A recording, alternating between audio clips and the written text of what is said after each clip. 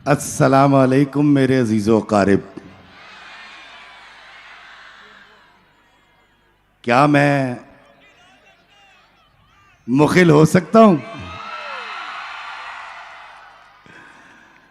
जीऊंदे रहो, जीऊंदे रहो। मुझे कुछ ख़ास तजर्बा नहीं है इस तरह की महफिल में जाने का। कहा जा रहा है कि तालीम के साथ हुनर ज़रूर होना चाहिए, और मैं इस चीज़ का कायल हूँ कि कोई ना कोई हुनर ज़रूर होना चाहिए। लेकिन किसी भी रोज़गार के लिए हुनर से पहले जीने का हुनर सीखना बड़ा ज़रूरी है।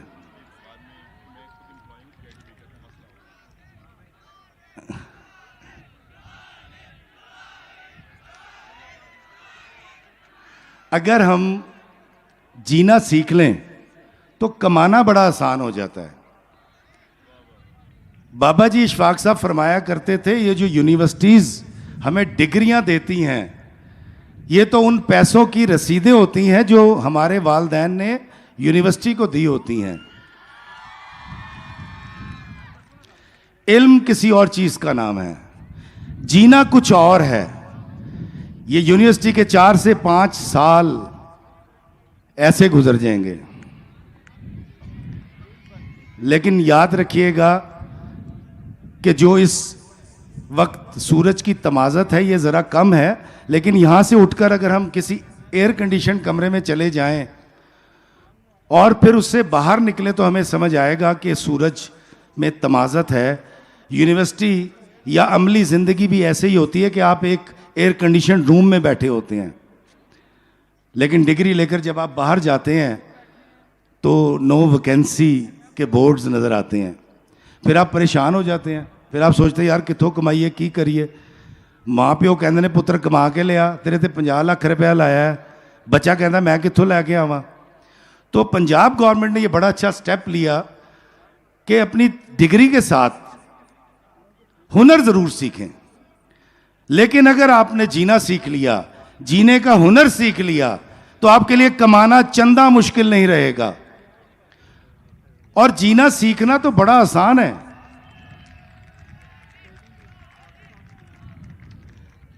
माफ करना सीख लें, गुस्से को काबू करना सीख लें, किसी की तारीफ करना सीख लें, मुस्कुरा के बात करना सीख लें। अगर आपने माफ करना, मुस्कुराना सीख लिया तो आप जीना सीख लेंगे। और जो शख्स जीना सीख लेता है उसके लिए कमाना मुश्किल नहीं होता। मैं आपको एक छोटी सी बात बताता हूं कि 2020 में जब कोरोना आया तो हम तमाम लोग घरों में बैठ गए थे, फ़ोन के ऊपर कॉन्फ्रेंस कॉल हुआ करती थी। तो 5 मिनट की गुफ्तगू के बाद लगता था कि यार सानू भी कोरोना हो गया है। तो जब रमज़ान आए, और मेरी सदा से आदत रही है कि मैं रमज़ान में इफ्तारी और सहरी से पहले जॉगिंग करता था, फिर जब 45 साल का हुआ तो वॉक शुरू कर दी। तो मैंने क्या किया, कैमरा सीधा किया। पेंडेमिक में मैं एक बाग में गया, विदाउट मास्क मैंने एक वीडियो बनाया। मेरे पेज पर 37,000 फॉलोअर्स थे शोबिज़ में होने की वजह से। तो जब मैंने उसको पोस्ट किया तो शाम को देखा तो 7,000 लोगों ने देखा था। मैं कहा हैं पागल हो गए लोग की। अगले दिन मैंने वीडियो फिर बनाया तो 16,000 हो गए। तो रमज़ान जब ख़त्म हुआ तो मेरे पास 80,000 फॉलोअर्स थे पेज पर, और मकसद सिर्फ नेक था। मकसद एक था कि मैं लोगों से पेंडेमिक की बात ना करूं, कुछ ऐसी बात करूं जो इनको डिप्रेशन से, एंजाइटी से निकाले, खौफ के साए दूर हों। इस नेक नियति से मैंने किया। तो जब मैंने वीडियोस बनाने बंद किए तो लोगों ने कहा कि नहीं जी तुसी वीडियो बनाओ। तो मैंने वीडियो बनाने शुरू कर दिए। किसी समझदार ने कहा यार इन्हों तू बनाना है तो यूट्यूब पे भी पा दिया कर। मैंने यूट्यूब पे डालना शुरू कर दिया। अच्छा, नागन ड्रामा मेरा ज़िंदगी का आखिरी ड्रामा था जो मैंने लिखा। 250 एपिसोड्स थे उसके। उसके बाद मुल्क के हालात कुछ ऐसे हुए, ड्रामा इंडस्ट्री बैठ गई, बहुत सारे मुझ जैसे राइटर्स फारिग हो गए। तो 4 से 5 साल में इंतज़ार करता रहा कि यार रिस्क केड़े पासे आवे। और ये वो दिन थे मेरी ज़िंदगी के कि मैं अपनी बेगम से कहता था यार मैंने कोई हुनर सीखा होता ना तो बड़ा अच्छा हो जाता। अब मैं उधार मांग नहीं सकता, हाथ फैला नहीं सकता, और लोग जानते हैं कि यार एक मशहूर राइटर और एक्टर है, 2 किताबों का खालिक है। तो मेरे पास जो जमा पूंजी थी मैंने खर्चनी शुरू कर दी, हत्ता कि मेरे पास 2 प्लाट थे, मैंने वो भी बेच दिए। फिर एक दिन यूट्यूब ने मुझे 8 लाख रुपए दिए।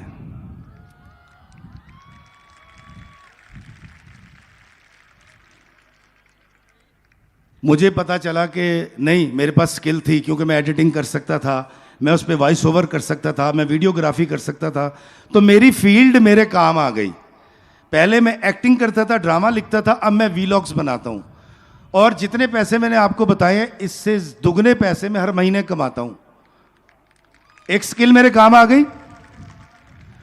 और आज शायद आप सबको बड़ा बुरा लगेगा जब मैं ये आपको बताऊंगा कि मैंने पहले 5 साल शोबिज़ ने मुझे छोड़ा और अब मैंने शोबिज़ को छोड़ दिया है। मेरा मकसद था जीना, खुशी के साथ जीना और बच्चे पालना। मैंने 28 साल के शोबिज़ को खैराबाद इसलिए कह दिया कि यार इत्थों तो मेरा गुजारा ही नहीं होता, मेरे बच्चे नहीं पलते, तो मैं एहो जे शोबिज़ दा की करना है। बताने का सिर्फ मकसद ये था कि अगर किसी और आर्टिस्ट ने 28 साल शोबिज़ में मेहनत करके छोड़ी होती, वो स्यापा करता, वो डिप्रेशन में जाता, वो एंजाइटी में जाता। लेकिन मैं जीना जानता हूँ, मुझे खुश रहना आता है, मुझे लोगों को खुश रखना आता है। मैंने कोई स्यापा नहीं किया।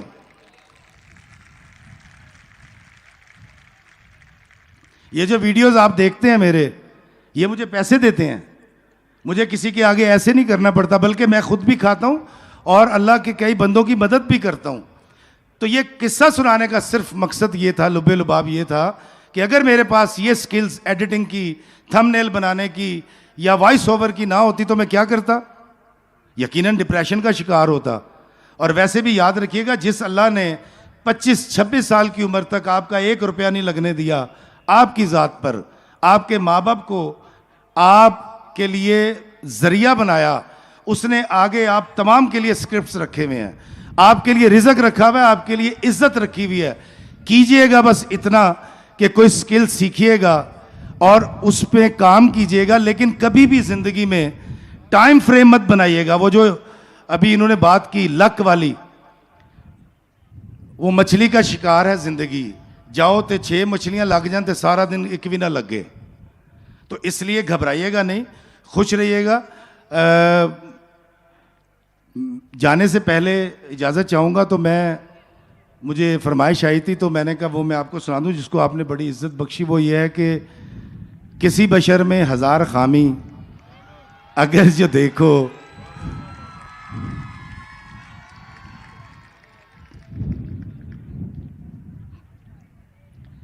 तो चुप ही रहना। बहुत मुश्किल काम होता है। हमें बहुत शौक है किसी की दस्तार उछालने का, किसी की ऐबजोई करने का। कभी इतने बड़े मजमे से खिताब नहीं किया, तो किसी बशर में 1000 खामी, अगर जो देखो तो चुप ही रहना। किसी बशर का जो राज पाओ या ऐब देखो तो चुप ही रहना। अगर मनादी को लोग आए, तुम्हें कुरेदें, तुम्हें मनाएं, तुम्हारी हस्ती के गीत गाएं, तुम्हें कहें कि बशर में देखी बुराइयों को बयान कर दो, तो चुप ही रहना। जवाब ये है, दलील ये है, ज़ईफ़ लम्हों की लग़ज़िशों को, हराम नातों की कुर्बतों को, हमारी सारी खबासतों को, हमारी सारी हिमाकतों को वो जानता है, वो देखता है, मगर वो चुप है। अगर वो चुप है तो मेरी मानो वो कह रहा है कि चुप ही रहना।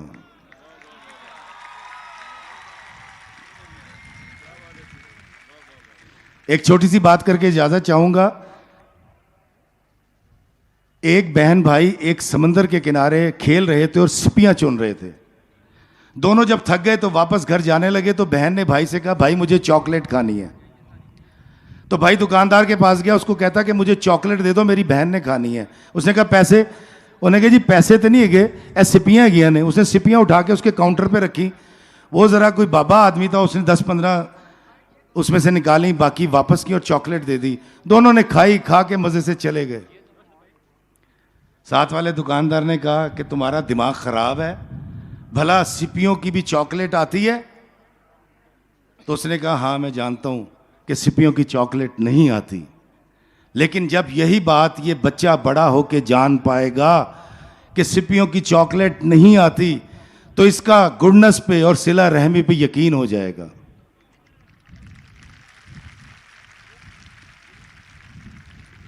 क्योंकि मैं पंजाब में खड़ा हूं, शाहीनों के शहर में खड़ा हूं,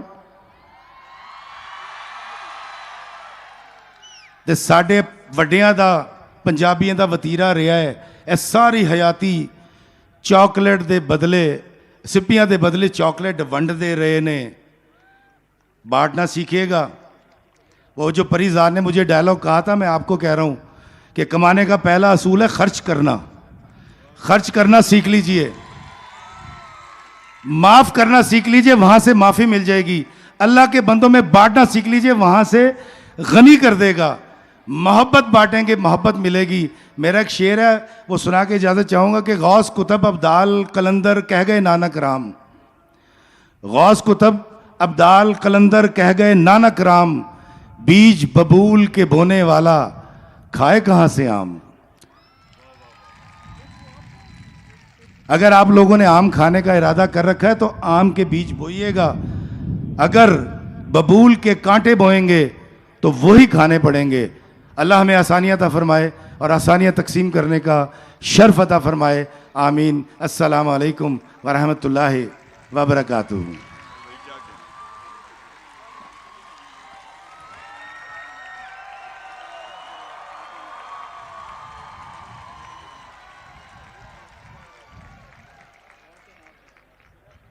बहुत शुक्रिया।